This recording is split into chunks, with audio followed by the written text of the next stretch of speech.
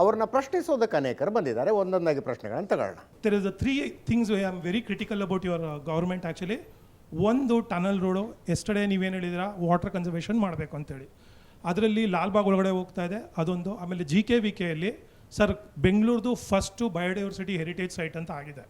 ಅಲ್ಲಿ 5 ಎಕರೆನ 1000 ಮರ continuous lab ಮರಗಳು, ಅದನ್ನೆಲ್ಲ ಅಲ್ಲಿ ಶೆಡ್ಯೂಲ್ ಸ್ಪೀಷೀಸು ಪಿಕಾಕ್ ಎಲ್ಲ ಇದೆ, ಅದನ್ನು ಕಡಿಯೋಕ್ಕೆ ಹೋಗ್ತಾ ಇದ್ದಾರೆ.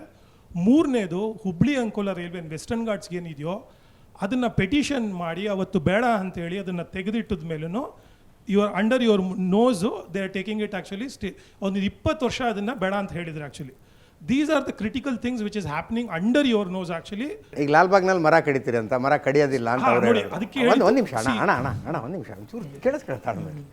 ಮರ ಕಡಿಯೋದಿಲ್ಲ ಅಂತ ಅವ್ರು ಹೇಳಿದ್ರು. ಆಯ್ತು, ಲಾಲ್ಬಾಗ್ನಲ್ಲಿ ಕಡಿಯೋದಿಲ್ಲ ಅಂದ್ರೆ ನನ್ನ ಡಿಪಾರ್ಟ್ಮೆಂಟ್ ಅಲ್ಲ, ತೋಟಗಾರಿಕಾ ಇಲಾಖೆ ಅಂತಾರೆ. GKVK ಇವ್ರ ಡಿಪಾರ್ಟ್ಮೆಂಟ್ ಅಲ್ಲ, ಅಗ್ರಿಕಲ್ಚರ್ ಡಿಪಾರ್ಟ್ಮೆಂಟ್ ಬರುತ್ತೆ. ಹುಬ್ಳಿ ಅಂಕೋಲ ರೈಲು ಮಾರ್ಗ ಅದ್ರ ಬಗ್ಗೆ ಕೇಳೋಣ. The old tunnel problem is not a tree problem, under water recharge ಆಗಿರೋದ್ರಿಂದ ನಾನು ಅದನ್ನು ಕೇಳಬೇಕಾಗತ್ತೆ. ಆ್ಯಕ್ಚುಲಿ ಅವ್ರಿಗೆ ಹೇಳದೇ ಇರ್ಬೋದು, ಬಟ್ ಅದ್ರ ಬಗ್ಗೆ ಅವ್ರ ಒಪಿನಿಯನ್ ಏನೋ ಅದನ್ನು ಅವರು ಹೇಳಬೇಕು ಅಂತ ನಾನು ಓಪನ್ ಆಗಿ ಅವ್ರನ್ನ ಕೇಳ್ಕೊತಾ ಇದ್ದೀನಿ. Very clear about it. Actually ಆಯ್ತು, tunnel road Hubballi Ankola rail ಏನಿದೆ ಇವತ್ತಿತ್ತು ರಾಜ್ಯ ಕೇಂದ್ರದ ಸಹಭಾಗಿತ್ವದಲ್ಲಿ ಈ ಯೋಜನೆಗಳೆಲ್ಲ ನಡೀತವೆ. ಇವತ್ತು ಸನ್ಮಾನ್ಯ ಪ್ರಧಾನಮಂತ್ರಿ ನರೇಂದ್ರ ಮೋದಿಜಿಯವರ ಅಧ್ಯಕ್ಷತೆಯಲ್ಲಿ ಪ್ರತಿ ತಿಂಗಳೊಂದು ಪ್ರಗತಿ ಪರಿಶೀಲನೆ ಸಭೆ ನಡೀತದೆ, ಪ್ರಗತಿ ಅಂತ. ಆ ಸಭೆಯಲ್ಲಿ ಇವೆಲ್ಲ ಯೋಜನೆಗಳೇನಿದೆಯವಲ್ಲ ಈ ಯೋಜನೆಗಳದ ಒಂದು ರೀತಿಯಲ್ಲಿ ಚರ್ಚೆ ಮಾಡ್ತಾರೆ. ಹೀಗಾಗಿ ಅಲ್ಲಿಂದ ಸೂಚನೆಯೂ ಬರ್ತದೆ ಮುಖ್ಯ ಕಾರ್ಯದರ್ಶಿ ಅವರಿಗೆ. ಸುಮಾರು ವರ್ಷದಿಂದ ಈ ಯೋಜನೆಗಳು ಜನರಿಗೆ ಅನುಕೂಲ ಆಗ್ತದೆ. ಮತ್ತು ಏನು ವನ್ಯಜೀವಿಗಳದಿರ್ಬೋದು, ಅರಣ್ಯದಿರ್ಬೋದು, ಏನು ಸಮಸ್ಯೆಗಳಿದ್ದಾವೆ ಇದು ಮಿಟಿಗೇಷನ್ ಪ್ಲ್ಯಾನ್ ಮಾಡಿ ಇದಕ್ಕೆ ಅನುಮೋದನೆ ಕೊಡಿಸಿ ಅನ್ನುವಂಥ ಸೂಚನೆಗಳು ಬರ್ತವೆ.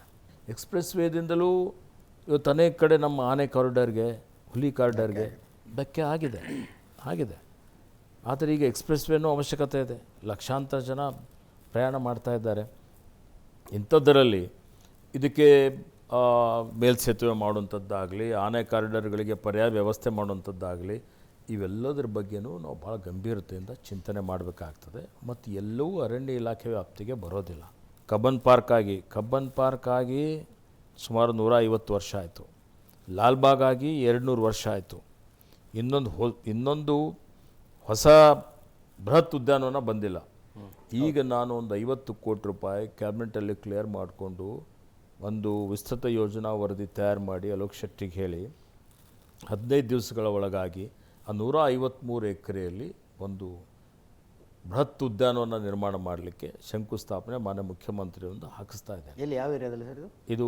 ಇದರಲ್ಲಿ ನಿಮ್ಮದು ಮಾದಪ್ಪನಹಳ್ಳಿ, ಯಲಹಂಕ ಅಲ್ಲಿ 153 acres. ಅದು ಟೋಟಲಿ 150 ಶತಮಾನದ ಕೊಡುಗೆ ಅಂತ ಹೇಳ್ಬೋದು. ಯಾರೂ ಮಾಡಿಲ್ಲ, ಒಂದೂ ಆಗಿಲ್ಲ. ಪ್ರಥಮ ಬಾರಿಗೆ ಆಗ್ತಾಯಿದೆ. ಅದು ಮಾಡ್ತಾಯಿದ್ವಿ, ಲಂಗ್ ಸ್ಪೇಸ್ ಜಾಸ್ತಿ ಮಾಡಲಿಕ್ಕೆ ಮಾಡ್ತಾಯಿದ್ವಿ.